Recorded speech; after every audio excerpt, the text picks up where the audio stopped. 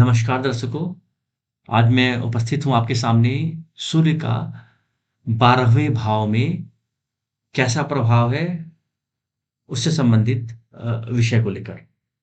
अभी तक मैंने पूर्व में सूर्य के विभिन्न भाव में यानी प्रथम भाव से लेके एकादश भाव तक सूर्य के विभिन्न भाव में कैसे प्रभाव हैं, प्रथम भाव में कैसा प्रभाव सूर्य दे रहा है, द्वितीय में कैसा प्रभाव दे रहा है, ऐसे करके 11वें भाव तक का मैंने सूर्य के प्रभाव के बारे में वीडियो बना दिया है। तो अगर आप चाहे देखना तो मेरे उसमें वीडियो में जाकर आप देख सकते हैं प्लेलिस्ट में कि सूर्य का विभिन्न भाव में कैसा प्रभाव है। तो आज जो मैं वीडियो लेकर आया हूँ उसमें सूर्य 12 हाउस में कैसा प्रभाव देता है या क्या फल सूर्य के मिलते हैं उसके बारे में विचार करेंगे। तो इसमें बढ़ने से पहले मैं चाहूँगा कि द्वादश भाव से संबंधित क्या-क्या किन-किन चीज़ों का विचार किया जाता है, किन-किन विषयों का विचार किया जाता है, उसके बारे में पहले हम देख लेते हैं। फिर हम सूर्य का 12 हाउस में विचार के बारे में देखेंगे, तो ताकि इससे हम सूर्य के से उस भाव से संबंधित जो भी विषय हैं, उससे हम तारतम्य बिठा बिठा सकते हैं। उसमें हम देख सकते हैं कि सूर्य अ, यदि स्ट्रॉन्ग है और बेनिफिक प्लैनेट के साथ है तो कैसे फल देगा, और अगर मेलेफिक प्लैनेट के साथ है तो सूर्य 12th हाउस में कैसे फल देगा, इसके बारे में विचार करते हैं। तो आइए देखते हैं सबसे पहले कि 12 हाउस से किन विषयों का विचार किया जाता है। तो 12 हाउस हमारे लग्न से व्यय स्थान का भाव होता है। मतलब अगर किसी भी चीज़ का व्यय देखना है तो अगर उसका 12 से संबंध बनता है तो वह उस भाव से संबंधित फल का व्यय करता है। तो एक तो 12 भाव से हम व्यय देखेंगे, गूढ़ विद्या में परिपक्वता, हानि और चोरियाँ, इन सब चीज़ों के बारे में हम विचार करते हैं। अब यदि द्वितीयेश, एकादश और द्वादशेश पीड़ित हो तो षष्ठेश, अष्टमेश एवं द्वादशेश के कारण सम्मान और धन की हानि भी होती है। उसके अलावा द्वादश भाव अत्यधिक व्यय का भाव होता है। अब व्यय चूँकि आधारभूत रूप से अगर देखा जाए तो यह भाव व्यय का ही भाव है। अतः यदि द्वादशेश शुभ वर्गों में स्थित हो तो जो आपका धन है वह अच्छे कार्यों में व्यय होगा, मतलब सामान्य कार्यों में व्यय होगा। वहीं यदि अगर अशुभ प्रभाव में हो जाए द्वादशेश, तो आपका जो खर्च होगा, जो आपका व्यय होगा, जो एक्सपेंसेस होंगे आपके, वह शराब, मदिरा, स्त्रियों, अनैतिक इच्छाओं की पूर्ति, जुआ खेलने आदि ऐसे अनैतिक कार्यों में आपके धन नष्ट होंगे। यदि शुभ ग्रहों से दृष्ट हो, तो जातक की इच्छा के अनुरूप उसका पिता उसकी अच्छी देखभाल करता है।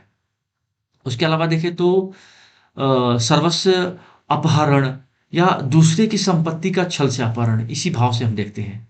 तो अगर द्वादशेश की अशुभ ग्रहों से युति हो कहीं पे, तो दूसरे की संपत्ति का छल से हरण करने, धोखाबाजी और धन की दुरुपयोगिता की प्रवृत्ति भी देता है यह भाव। उसके अलावा शयन सुख का भाव भी 12 हाउस ही है। हॉस्पिटल का, जेल का, बाईं आंख, पाँव, विदेश में निवास स्थान या मोक्ष की प्राप्ति और इसके अलावा पतन, इन सब चीज़ों का, इन सब विषयों का विचार हम 12 हाउस से ही करते हैं। उसके अलावा स्त्रियों की कुंडली में द्वादश भाव उसके चरित्र और शारीरिक रूप से प्रदर्शित होने वाली कामुकता को भी इंगित करता है। तो इस भाव के कुछ सकारात्मक पहलू भी हैं, ऐसा नहीं कि केवल नकारात्मक विषय भी हैं। हालाँकि सकारात्मकता भी नकारात्मकता में छिपी होती है। वो ऐसे कि अगर मैं बात करता हूँ, उसको बोलता हूँ व्यय भाव, तो हम आज के डेट में इस भाव से हम इन्वेस्टमेंट भी देखते हैं। जी हाँ, इन्वेस्टमेंट भी एक तरह का आपका खर्च ही है। तो 12 हाउस से आप अपना इन्वेस्टमेंट भी देख सकते हो। तो इसके मैं सकारात्मक पहलू की बात मैं कर रहा था।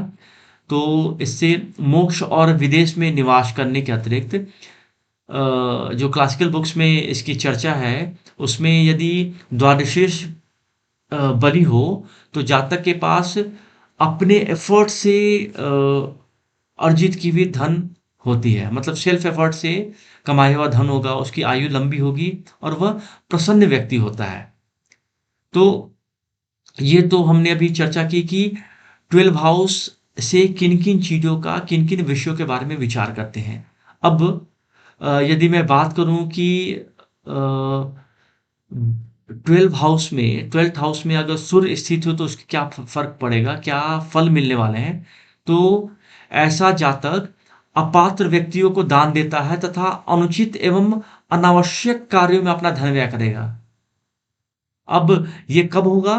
तो जब 12th हाउस में जो सूर्य बैठा हुआ है, उस पर अगर बेनिफिक इफ़ेक्ट ज़्यादा हो, खराब ग्रह उसको ज़्यादा देख रहे हों या पाप कर्तरी हो, तो ऐसी स्थिति में जो उसका धन का जो व्यय होगा या यूँ कहें कि हम जो धन का नाश होगा, वह अनुचित कार्यों की वजह से होगा या अनुचित कार्यों में इन्वॉल्व होने की वजह से धन का नाश होगा। वहीं वह आचरण से विहीन होगा ऐसा व्यक्ति और धन की बर्बादी में लगा रहता है। इवन ऐसा भी कहा गया है कि वह गो हत्या जैसे दुष्कर्म भी करता है और अ, दुष्कर्म की स्वतंत्रता के लिए वह घर से दूर चला जाता है।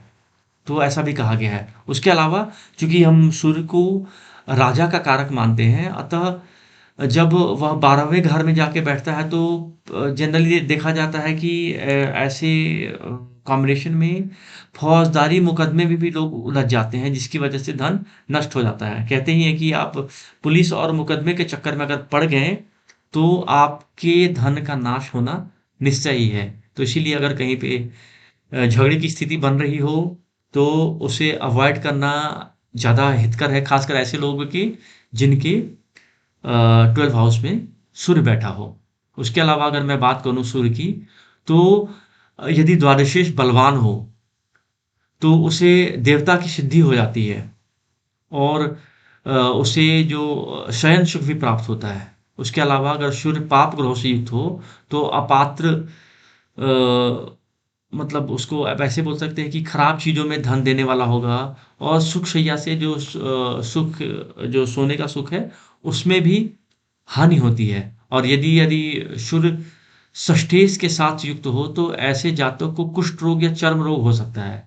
किंतु यदि इस रोग पर शुभ प्रभाव या शुभ ग्रहों की दृष्टि हो, तो कुष्ठ रोग होकर भी ठीक हो जाता है। और अन्यथा जातक पाप कर्म करता रहता है और रोग भी बढ़ता रहता है।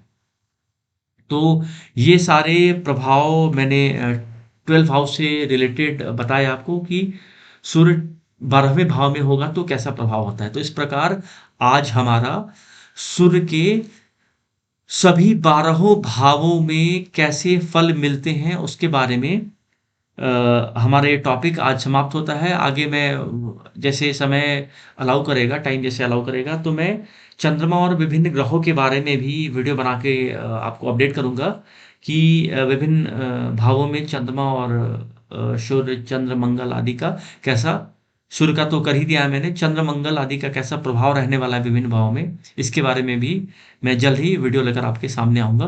तो अंत तक यह वीडियो देखने के लिए मैं आपका शुक्रगुज़ार हूँ। धन्यवाद। नमस्कार।